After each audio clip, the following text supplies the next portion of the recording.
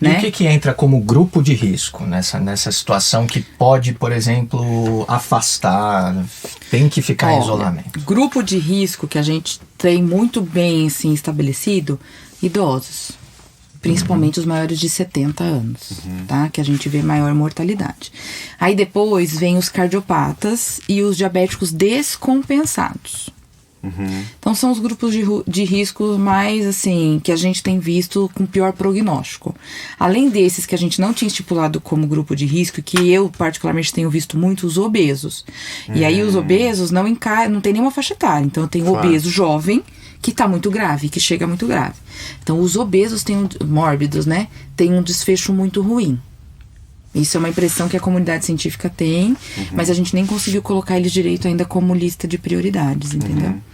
Então os obesos são os jovens mais preocupantes. Esse dos obesos depois de um processo de intubação ou não necessariamente? Ele morre às vezes antes de chegar a ser intubado. Ele já tem uma... Eles chegam com um comprometimento pulmonar e inflamatório muito grande. Ah, ok.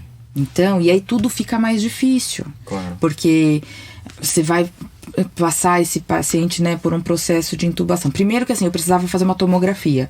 Se o paciente tiver mais que 150 quilos, ele não cabe nas máquinas convencionais. Então eu já não consigo avaliar esse pulmão do jeito que eu deveria avaliar. Né? A gente fica com raio-x, que é uma técnica boa para outras coisas, mas para coronavírus ele é meio vendido, assim, não dá muito bem. Mas fica porque é o que a gente tem para esse grupo. Depois ele vai sofrer o processo da intubação, se realmente ele precisar, né? Ele já tem uma restrição de caixa torácica muito grande, né? Por conta do peso e por conta, às vezes, de cronicamente ele ser um respirador oral, ele ter apneia obstrutiva do sono. Então ele já tem um comprometimento pulmonar e cardíaco um pouco maior. Além dele já ser um paciente inflamado, que a gente diz por conta da obesidade. Muito provavelmente ele tem resistência à insulina, ele tem hipertensão por conta da obesidade. Então assim, é um paciente muito mais complexo.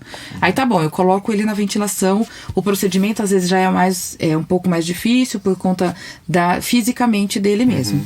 Colocou, foi tranquilo. A máquina para ventilá-lo também tem que ser uma máquina mais potente. Porque eu preciso gerar um volume dentro do pulmão, que dependendo do ventilador que eu uso, eu não consigo gerar.